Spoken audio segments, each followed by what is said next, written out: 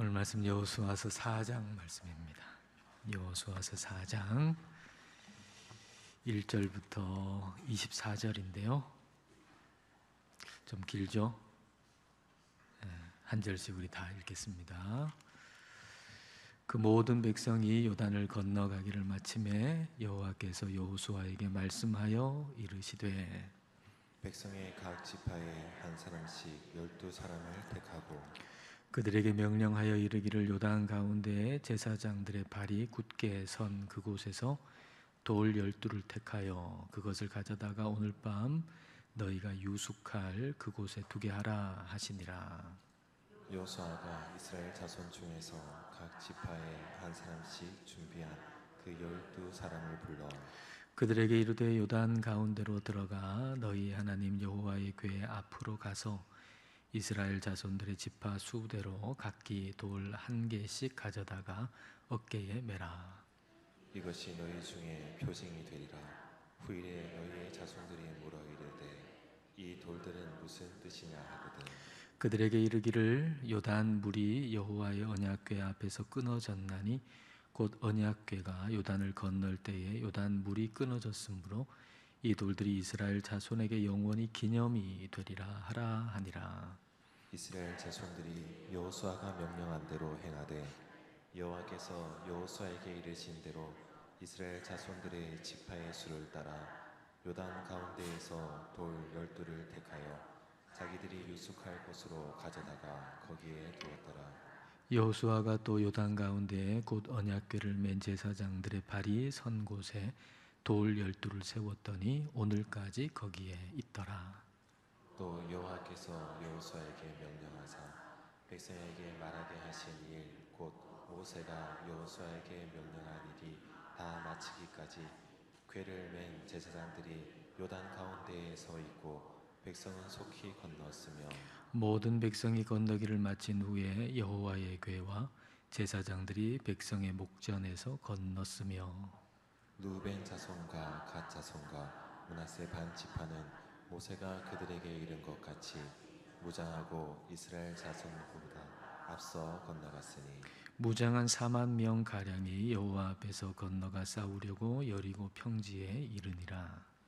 그날에 여호와께서 모든 이스라엘의 목전에서 여호수아를 크게 하시매 그가 생존한 날 동안에 백성이 그를 두려워하기를 모세를 두려워하던 것 같이 하였더라. 여호와께서 여호수아에게 말씀하여 이르시되 증거궤를 맨 제사장들에게 명령하여 요단에서 올라오게 하라 하신지라. 여호수아가 제사장들에게 명령하여 이르기를 요단에서 올라오라 하매 여호와의 언약궤를 맨 제사장들이 요단 가운데에서 나오며 그 발바닥으로 육지를 밟는 동시에 요단물이 본 곳으로 도로 흘러서 전과 같이 언덕에 넘쳤더라.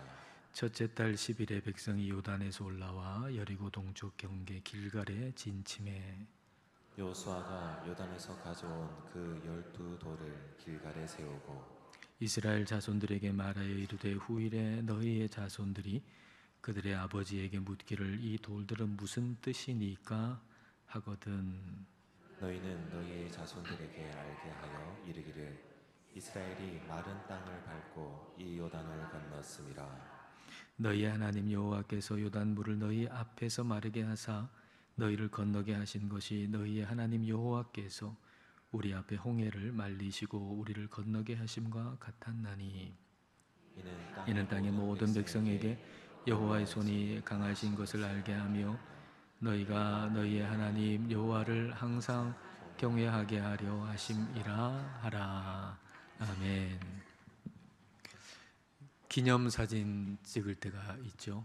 결혼식이나 특별한 여행을 갔거나 그럴 때 기념사진 찍는데 기념사진을 찍는 것은 이제 세월이 흘러서 그날의 의미, 그날의 감격 잊지 않고 추억하기 위한 거죠.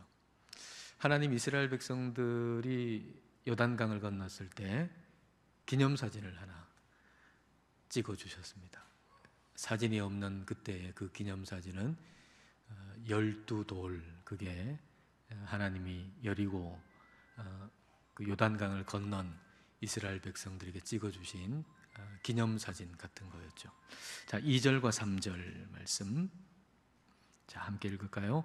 백성의 각 지파에 한 사람씩 12사람을 택하고 그들에게 명령하여 이르기를 요단 가운데 제사장들의 발이 굳게 선 그곳에서 돌 12를 택하여 그것을 가져다가 오늘 밤 너희가 유숙할 그곳에 두게 하라 하시니라. 이 백성들은 요단강을 다 건넜습니다. 그리고 언약궤를 맨 제사장은 여전히 그 요단강 한가운데에 서 있습니다. 자, 이 상황에서 선택된 12명의 사람들한테 그 요단강 가운데 다시 가가지고 그 돌 하나씩 메고 오라 그랬으니까 상당히 좀 큰 돌이라고 볼 수 있어요. 좀 상당히 큰 돌을 하나씩 메고 와라. 총 12개, 12명이 한 개씩 12개를 메고 와라. 그렇게 명령이 떨어진 거죠. 그러니까 만일 이 일을 우리가 계획한다면, 내가 계획한다면 좀 효율적으로 할 텐데 그런 생각이 들었습니다. 왜 다 건너고 나서 다시 또 들어가냐? 미리 얘기해 주면, 그럼 가다가 중간에 돌 하나 들고 나오면 이거 얼마나 효율적인 일인가? 아마 우리가 이 일을 계획했다면 아마 우리는 그렇게 했을 것 같습니다. 그런데 하나님께서 그런 방법을 쓰시지 않는 거예요. 12명 택한 건 언제 택했나요? 요단강 건넌 다음에 택했나요? 아니면 요단강 건너기 전에 12명 택했나요? 요단강 건너기 전에 택했어요. 지난 그 3장에, 여호수아 3장에 요단강 건너기 전에 이미 12명 택해라 그렇게 말씀하셨거든요. 12명을 요단강 건너기 전에 이미 선택하셨어요. 근데 아무런 임무도 안 주셨어요. 12명을 택하긴 했는데, 택하라고 하셔가지고 택하긴 했는데 그들에게 아무런 임무도 주시지 않았어요. 그러니까 이들한테 임무가 맡겨진 것은 이제 그 요단강 가운데 그 언약궤를 맨 제사장들을 제외하고 나머지 모든 사람이 다 요단강을 건넌 다음에, 그 다음에 임무가 주어진 것입니다. 다 건넌 다음에 그 선택된 12명한테 다시 그 중간으로 가가지고, 요단강 중간으로 가가지고 돌 하나씩 메고 와라. 그렇게 12명한테 명령이 떨어진 겁니다. 만일 하나님께서 이 12명한테 미리 그 임무를 주셨다면 어떤 일이 벌어졌을까요? 여러분이 선택된 12명 중에 한 명이다. 그런데 미리 여러분한테 임무가 주어졌어요. 돌 하나씩 다 들고 나와야 된다. 임무가 주어지면 여러분은 어떻게 할까요? 아마도 땅만 보고 갈 것 같아요. 무슨 돌 들고 갈까?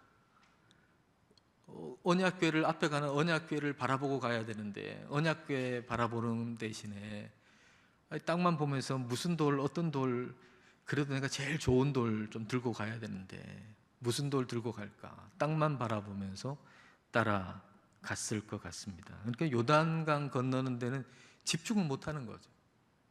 그 요단강을 건넌다는 것 자체가 얼마나 대단한 일입니까? 얼마나 귀한 일입니까?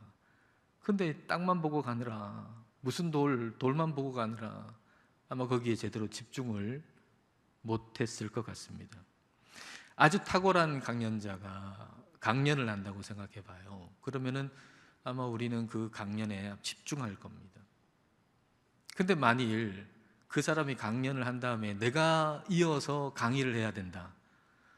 그렇게 된다면은 아마 그 강연장에 앉아 있으면서 그 탁월한 강연자가 강의를 하고 있는 강의에 집중 못할 겁니다. 왜냐하면 그 사람 다음에 내가 강의를 해야 되니까. 내가 강의해야 되는 거 그거 생각하느라고 그 사람이 강의하는 거 제대로 집중하지 못할 거예요. 예배도 그렇죠. 예배 끝난 다음에 내가 뭘 해야 돼? 내가 뭘 맡았어? 그럼 온통 내가 이제 그 다음에 예배 이후에 뭘 해야 될 거 이거 생각하느라고 그 예배에 제대로 집중하지 못하는 경우가 많죠. 그러니까 하나님은 요단을 건너는 일, 하나님이 하시는 그 일에 이스라엘 백성 모두가 집중하기를 원하셨던 거예요. 어느 한 사람도 다른 데 한눈 팔지 않고 딴 생각하지 않고 그 요단강을 건너는 그 일, 하나님이 하시는 일, 거기에 집중하기를 원하셨던 거죠. 즉 하나님께서 우리에게 한꺼번에 뭘 가르쳐 주시지 않는 것은 오늘을 더 집중하게 하시기 위함이죠. 우리는 생각하지, 좀 한꺼번에 좀 알려주시면 얼마나 좋아요, 얼마나 효율적이에요. 우리는 그렇게 생각하지만 우리가 한꺼번에 안다 그러면 저 멀리 있는 그거에 신경 쓰느라 오늘 지금 여기를 못 살 겁니다. 오늘 여기 지금을 산다고 하는 게 얼마나 중요한 일인지 모릅니다. 우리가 존재한다고 하는 거, 지금 여기 존재하는 것이 저 멀리 존재하는 게 아니잖아요. 그러니까 지금 여기 오늘을 산다고 하는 거, 이게 굉장히 중요한 일인데 하나님은 그렇게 그 하루하루 우리에게 주어진 하루를 주님과 함께 주님께 집중하며 살기를 원하시는 거죠. 이 택함받은 12명이 다 건넌 다음에 이제 요단강 중앙으로 가가지고 이제 돌 하나씩 메고 나와 가지고는 이제 그 다음에 그들이 거할 곳, 그 거할 곳을 길갈이라고 말씀하시죠. 그 길갈에다가 그 12개의 돌을 기념비로 세웁니다. 그 요단강을 건넌 의미, 그 감격을 기억하게 만드는 거죠. 그뿐 아니라 후대의 사람들에게도, 그 요단강을 직접 건너지 않은 그 후대의 사람들에게도 그걸 알리게 하기 위해서 그 기념비를 세우는 거죠. 자, 5절 하반절부터 7절입니다. 각기 돌 한 개씩 가져다가 어깨에 매라. 이것이 너희 중에 표징이 되리라. 후일에 너희의 자손들이 물어 이르되 이 돌들은 무슨 뜻이냐 하거든. 7절을 같이 읽겠습니다. 그들에게 이르기를 요단 물이 여호와의 언약궤 앞에서 끊어졌나니 곧 언약궤가 요단을 건널 때에 요단 물이 끊어졌으므로 이 돌들이 이스라엘 자손에게 영원히 기념이 되리라 하라 하니라. 돌 12개의 의미가 뭔가 지금 말씀하시잖아요. 그 의미가 뭔가? 의미를 모르고 무거운 돌을 메고 나온다. 얼마나 힘든 일이겠습니까? 그 무게를 감당하지 못할 겁니다. 의미를 모르겠어요. 이 돌을 왜 메고 가는지 의미를 모른다면 그 무거운 돌을 메고 가다가 아마 감당하기 힘들 거예요. 그러나 의미를 알면 그 무게는 은혜의 무게가 되는 거죠. 의미를 알면 그 무게는 감사의 무게가 되는 거죠. 어느 아버지가 집에 쌀이 없어가지고 애들이 있는데 애들은 막 굶어 너무 배고파하고, 그런데 어떤 사람이 쌀 한 가마니를 주더래요. 근데 쌀 한 가마니 메고서 집까지 거리가 상당히 먼데 그 무거운 쌀 한 가마니 메고서 집까지 오는데 그게 하나도 안 무거웠다는 겁니다. 왜 안 무거울까요? 의미를 아니까. 이 무게의 의미를 아니까. 이걸 지고 가면 우리 자녀들 먹일 수 있잖아요. 이걸 지고 가면 우리 자녀들 배불리 먹일 수 있는 양식이잖아요, 내가 지금 메고 있는 게.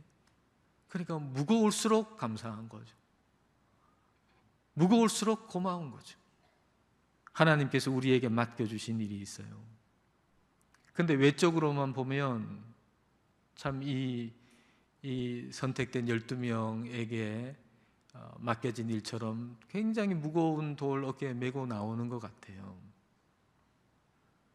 그래서 이제 주변 사람들도 뭐 그런 무거운 걸 지고 그렇게 힘들어하냐, 그렇게 얘기하곤 하죠. 그리고 우리도 거기에 동의할 때가 있어요. 그러면은 더 이상은 그걸 메고서 갈 힘이 안 생겨요. 감당하기 힘들어요. 중요한 건 돌의 무게가 아니고 의미의 무게인 거죠.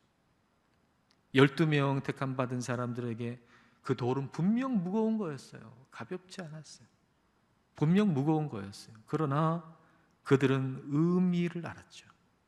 그 의미로 인해서 그 무게가 은혜의 무게가 되는 거고, 그 의미로 말미암아서 감사의 무게가 되는 겁니다. 그러니까 12개의 돌은 그들의 자녀들로 하여금 하나님을 알게 하는 영적인 양식이잖아요.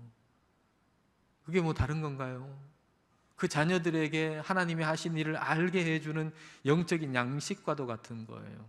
그래서 12개의 돌 이렇게 세워놓은 걸 보면 그 자녀들이 저게 뭐냐라고 물을 때, 하나님이 우리가 요단강에 있을 때 그때 언약궤를 맨 제사장이 그 발을 탁 디디니까 그 물이 한쪽에서 쌓여가지고 우리가 마른 땅으로 건너갔다고, 하나님이 하신 일을 알려주고 하나님이 누구신가를 알게 하는 후손들의 신앙 교육을 위한 거죠. 그러니까 무거운 돌을 옮긴다고 하는 건 참 어려운 일이잖아요. 그러나 단순히 눈에 보이는 것만 보면 힘들어서 할 수 없다, 그 말입니다. 우리에게 주어진 사명도 그럴 때가 참 많아요. 그냥 단순하게 눈에 보이는 것만 보면은 감당하기 힘들어요. 당장 그만두고 싶어요. 그 앞을 내다봐야 하는 거죠. 야곱이 라반을 위해 가지고 7년 일하는데 얼마나 고생입니까? 그렇게 고생인데, 근데 자기가 사랑하는 라헬을 생각하면서 일을 하니까 그 7년을 수일같이 지냈다 그러잖아요. 힘들지 않아서가 아니고 사랑하는 것을 바라보니까, 기쁜 것을 바라보니까 그 7년이라고 하는 긴 세월 그렇게 노동했는데도 그 7년을 수일같이 지냈다. 그리고 예수님도 앞에 있는 기쁨을 위해서 십자가를 참으셨다 그랬거든요. 앞에 있는 기쁨을 위해서 십자가를 참으셨다. 그 앞에 있는 걸 바라보니까 그 십자가를 참으실 수 있는 거죠. 우리의 삶에 무거운 돌처럼 여겨지는 일들이 있잖아요. 왜 이 무거운 돌을 지고 이 무거운 짐을 지고 살아야 되는가, 오늘을. 그 의미를 모르면 우린 쓰러질 겁니다. 그러나 그 무거운 돌이 마침내는 기념비가 되고, 마침내는 그 기념비가 돼가지고 우리 자녀들이 영적으로 그것 때문에 배우게 되고 성장하게 되고, 그걸 알게 되면 그 무게는 나를 죽게 만드는 것이 아니고 은혜의 무게라고 하는 걸 알게 되는 거죠. 그래서 무거워도 기쁜 거예요. 의미를 알면. 무거워도 행복한 거예요. 12명의 택함 받은 자들이 이제 돌 하나씩 어깨에 메고 참 무거웠겠지만, 그러나 그게 은혜의 무게고 감사의 무게였기 때문에 아마 기쁜 마음으로 그렇게 했을 거예요. 길갈까지 가가지고 기념비를 다 세운 거죠. 그런데 이제 그 현장에서 여호수아가 요단강에서 돌 12개 이렇게 가지고 나오는 거 외에, 그거 말고 또 한 종류의 12개의 돌로 기념비를 세우는 좀 특별한 일이 벌어지게 되죠. 자, 9절을 보십시오. 자, 9절 말씀 같이 읽을까요? 여호수아가 또 요단 가운데 곧 언약궤를 맨 제사장들의 발이 선 곳에 돌 12를 세웠더니 오늘까지 거기에 있더라. 또 다른 12돌입니다. 12명이 가가지고 한 개씩 가지고 온 그 12돌은 길갈에 세워진 기념비고, 여호수아는 요단강 그 한가운데 그 언약궤를 맨 제사장들이 이제 서서 있었던 바로 그 자리에 12개의 돌을 세워가지고 기념비를 거기에 세운 겁니다. 그럼 그건 어떻게 될까요? 지금은 이제 마른 바닥이니까 12개의 돌이 거기에 있는 게 보이지만, 다시 물이 흐를 때는 물에 잠기겠죠. 물에 덮여가지고 그건 보이지 않게 되겠죠. 여호수아가 왜 그렇게 했을까 하는 거예요. 근데 이제 여호수아라는 이름, 여호수아라고 하는 이름은 그 축약형이 예수아거든요. 예수아. 그러니까 느헤미야 8장 17절에 보면은 눈의 아들 여호수아 이렇게 돼 있는데, 그 원어 히브리 성경을 보면 여호수아가 아니고 예수아예요. 축약형이 예수아, 같은 이름입니다. 예수와는 예수의 이름이거든요. 여호와는 구원하신다라고 하는 것을 의미하는 똑같은 이름이 예수라고 하는 이름이에요. 그러니까 여호수아는 예수라고 하는 이름하고 같은 이름이에요. 그래서 여호수아는 예수님을 상징하기도 하죠. 모세는 율법을 상징하고 여호수아는 복음을 상징하죠. 이 두 가지의 12돌, 복음을 상징한다고 말할 수가 있습니다. 여호수아가 그 요단강 가운데 세운 12돌은 예수 그리스도의 십자가의 죽음을 의미하고, 그리고 길갈에 세워진 12돌은 예수 그리스도의 부활을 상징한다고 말할 수 있죠. 그러니까 요단강을 건넌 하나님의 백성들이 항상 기억해야 할 두 가지가 있어요. 그 두 가지는 뭔가요?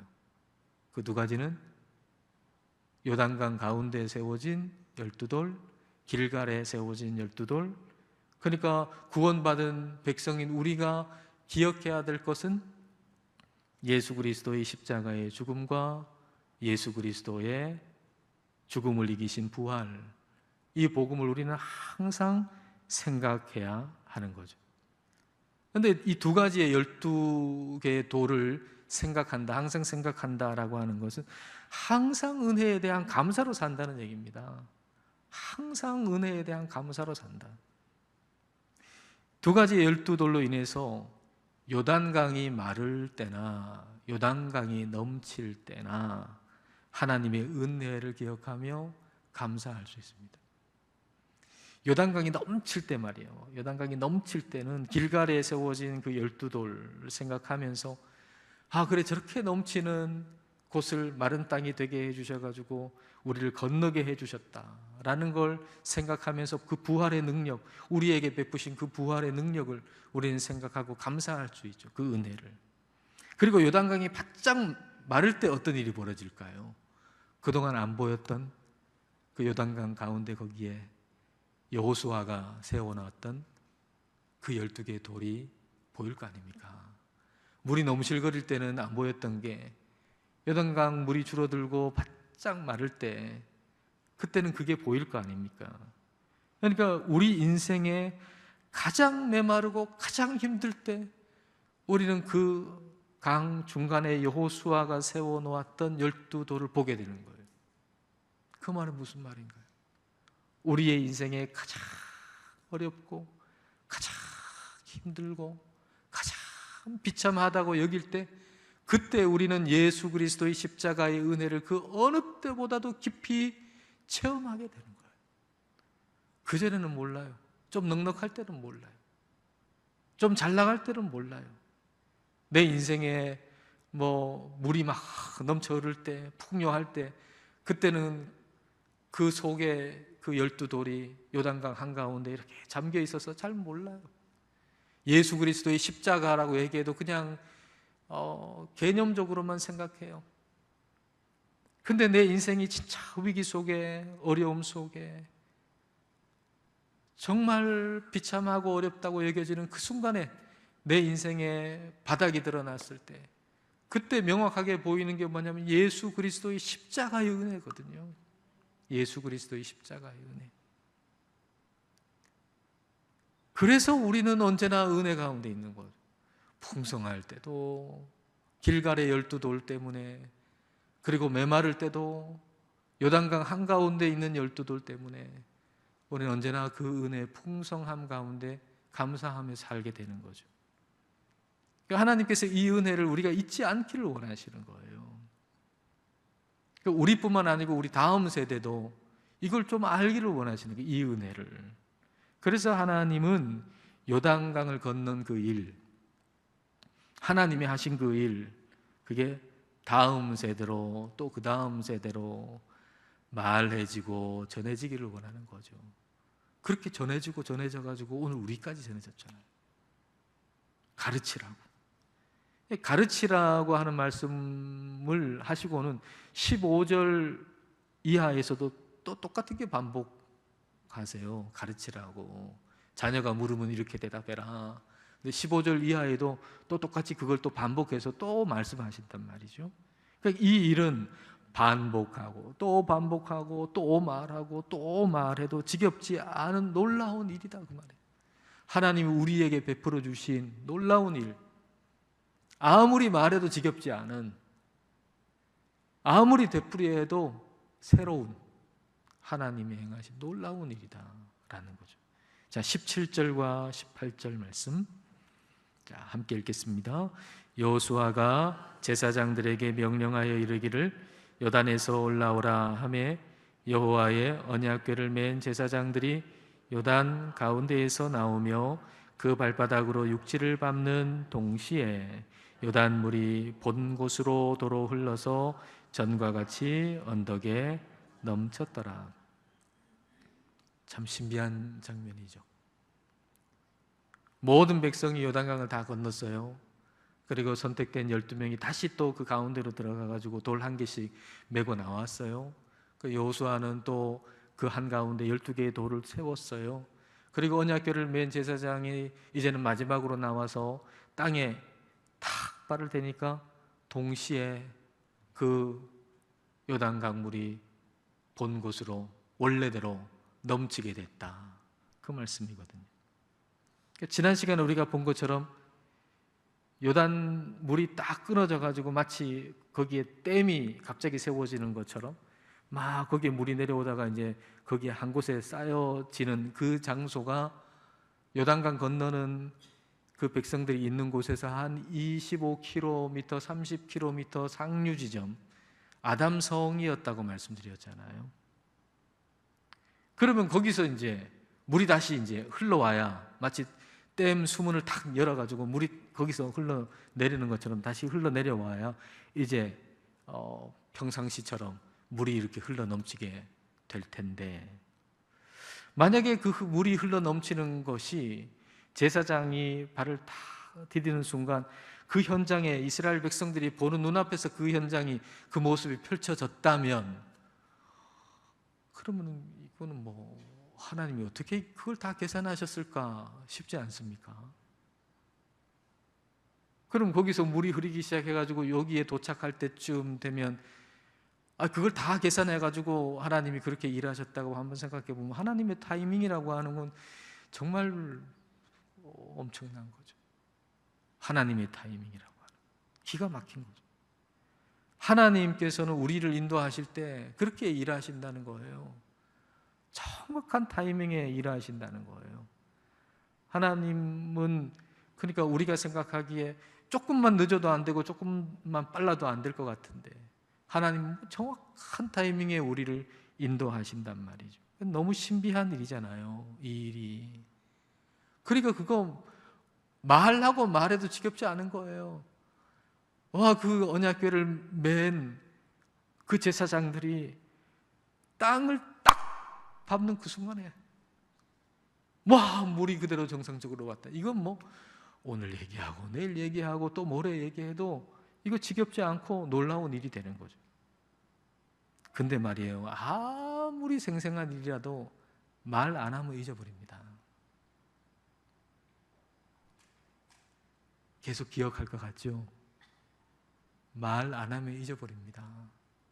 그래서 자꾸 말하라 그러시는 거예요. 자, 21절, 22절. 자, 함께 읽을까요?